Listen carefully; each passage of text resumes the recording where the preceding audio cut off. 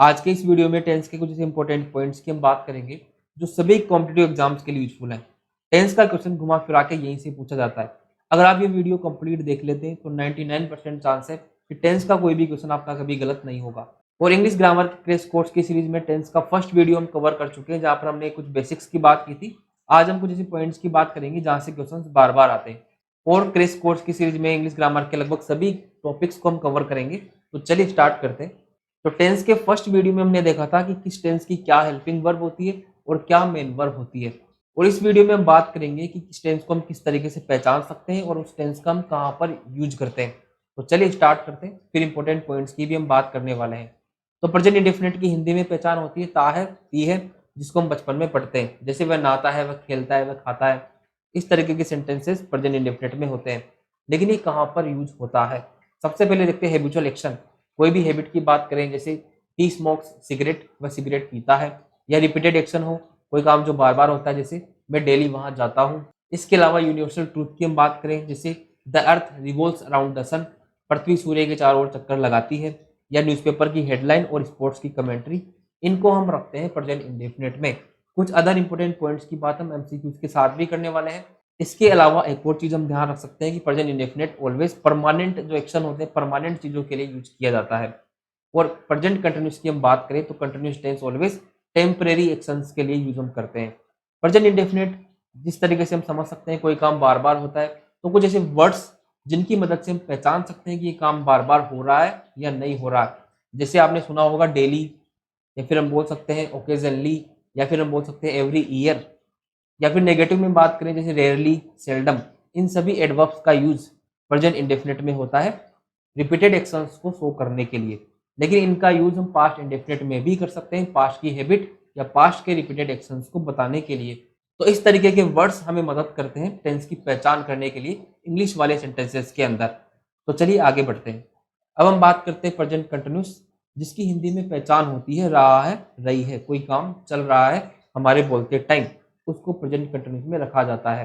जैसे I am teaching, मैं पढ़ा रहा हूँ। आगे बात करें प्रेजेंट परफेक्ट की। प्रेजेंट परफेक्ट चुका है या लिया है, इनको हम पहचान सकते हैं हिंदी वाले सेंटेंसेस के अंदर। लेकिन यूज कहाँ पर होता है? या तो एक्शन कंप्लीटेड रिसेंटली, एक्शन जो अभी अभी खत्म हुआ है, हम ये शो करना चाहते हैं कि एक्शन जस्ट अभी अभी खत्म हुआ है, तो वहां पर हम प्रेजेंट परफेक्ट यूज कर सकते हैं। इसके लिए yet, just, recently, already in words का हम यूज कर सकते हैं। या फिर हम बात करें एक्शन तो पास्ट में कंप्लीट हो गया लेकिन उसका इफेक्ट अभी भी प्रेजेंट है, उस केस में भी हम प्रेजेंट परफेक्ट यूज कर सकते हैं। जैसे आपने देखा होगा कई बार हम हमारा क्वालिफिकेशन बताते हैं, जैसे आई हैव डन बीटेक।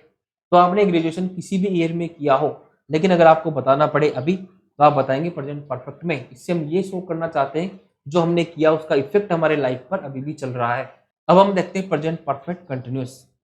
इसकी पहचान होती है से रहा है, मतलब कोई काम पास्ट में शुरू हुआ लेकिन अभी भी चल रहा है, उसके लिए प्रेजेंट परफेक्ट कंटिन्यूस यूज होता है। जैसे मैं 2 घंटे से पढ़ा रहा हूँ। यहाँ पर इंपॉर्टेंट बात यह है कि यहाँ पर सिंस और फोर का यूज करते हैं प्लस टाइम के साथ। जैसे सिंस कहाँ पर आता है और फोर कहाँ पर आता है, यहाँ से भी क्वेश्चंस बनते हैं। सिंस आता है हमारा पॉइंट ऑफ टाइम के साथ, पॉइंट ऑफ टाइम के साथ हम सिंस का यूज करते हैं। और पीरियड के साथ हम यूज करते हैं फोर का, पीरियड ऑफ टाइम के साथ। तो सिंस पॉइंट ऑफ टाइम कौन कौन से हो गए? जैसे हम बात करें 2 बजे से, या फिर जुलाई से, या फिर हम कोई ईयर का नाम ले सकते हैं जैसे 2020 से, या फिर हम बोल सकते हैं होली से, दिवाली से, तुम्हारे बर्थडे से कोई काम चल रहा है, तो उस पॉइंट के लिए हम सिंस का यूज करेंगे। और फोर कहाँ पर आएगा? ड्यूरेशन के लिए या फिर पीरियड के लिए, जैसे 2 साल से, 5 मिनट से, या फिर बहुत सारे सालों से। तो अगर हम सेंटेंस बनाए तो हम इस तरीके से बोल सकते हैं, जैसे I have been teaching for 1 hour, मैं 1 घंटे से पढ़ा रहा हूँ। एक घंटा जो ड्यूरेशन होगा, इसके लिए हम फोर का यूज करेंगे। कैसे हेल्पिंग वर्ब और मेन वर्ब को यूज करते हैं वो हम फर्स्ट वीडियो में देख चुके हैं, उसका लिंक आपको डिस्क्रिप्शन बॉक्स में मिल जाएगा, वो वीडियो आपको जरूर से देखनी है। अब हम बात करते हैं पास्ट इंडिफिनिट। पास्ट इंडिफिनिट की पहचान होती है था या लिया, कर लिया। जैसे कोई काम पास्ट में खत्म हो गया, कोई ऐसा एक्शन, सिंगल एक्शन जो पास्ट में कंप्लीट हो गया, उसके लिए हम पास्ट इंडेफिनिट का यूज करते हैं। या फिर पास्ट की हैबिट शो करने के लिए भी पास्ट इंडेफिनिट यूज होता है। अब हम बात करें अगर पास्ट कंटिन्यूस की, तो पास्ट कंटिन्यूस की पहचान होती है रहा था। जैसे प्रेजेंट कंटिन्यूस में रहा है, वैसे पास्ट कंटिन्यूस में रहा था। जैसे मैं कल पढ़ा रहा था। पास्ट परफेक्ट की बात करें तो कोई काम पास्ट में हो चुका था, इसका मतलब पास्ट को शो करने के लिए पास्ट परफेक्ट आता है।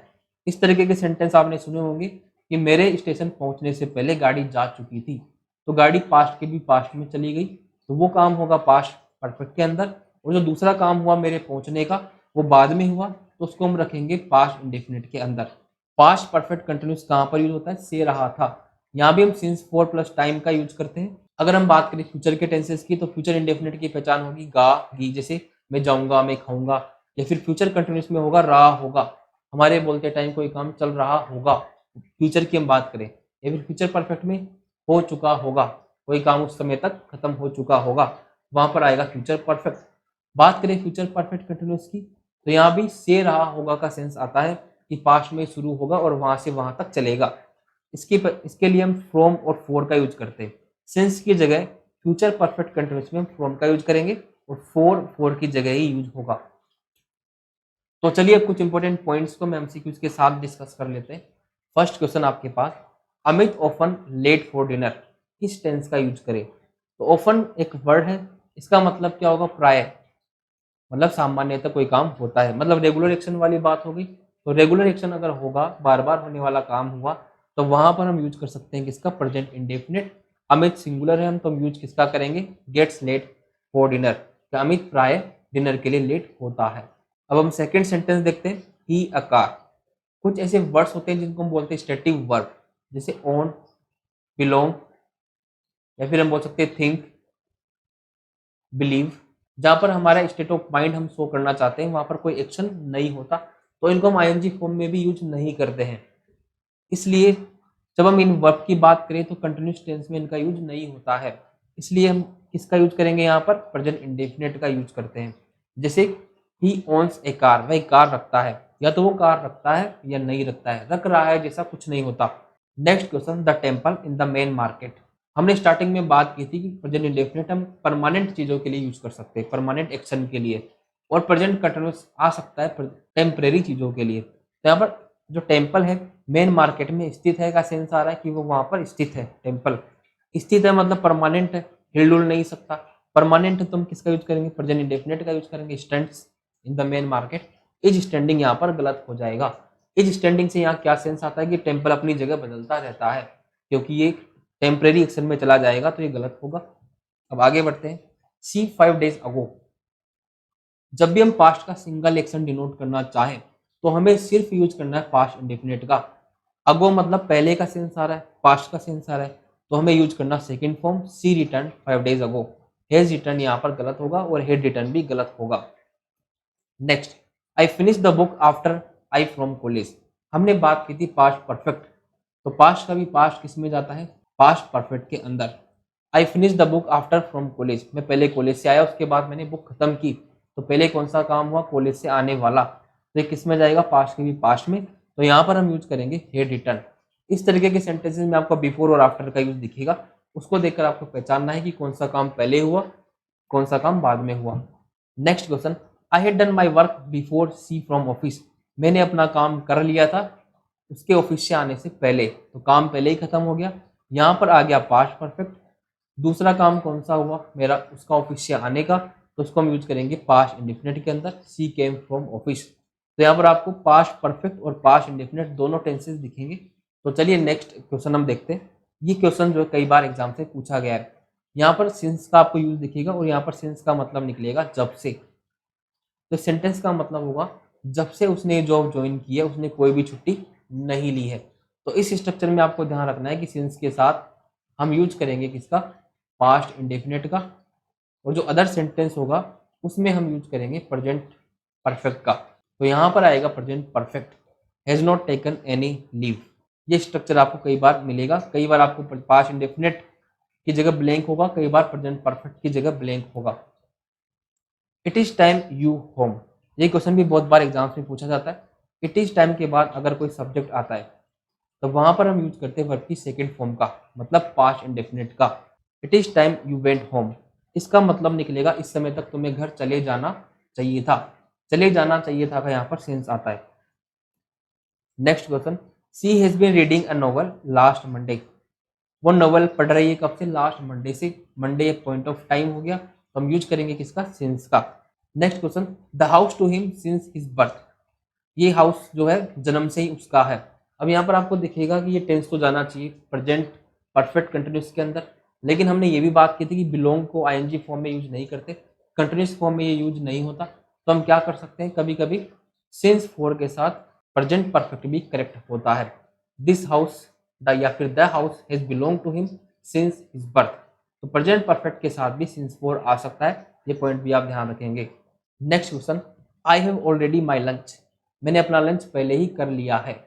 इसका मतलब ऑलरेडी एक ऐसा वर्ड है जो हमें शो कर रहा है कि काम अभी भी खत्म हुआ है या फिर हो चुका है। तो यहाँ पर हम यूज करते हैं I have already had my lunch.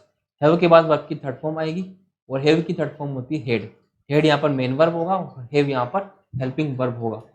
Next question, I your father yesterday. Yesterday मतलब पास्ट का काम हुआ, वो पास्ट का काम किस में आता है, पास्ट इंडेफिनिट के अंदर। I met your father yesterday. Next question, science आज मेनी न्यू इन्वेंशंस इन 1970।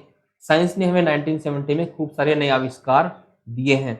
1970 की बात हो गई मतलब पास्ट, और पास्ट का जो एक्शन होगा वो किस में जाएगा, पास्ट इंडेफिनिट के अंदर।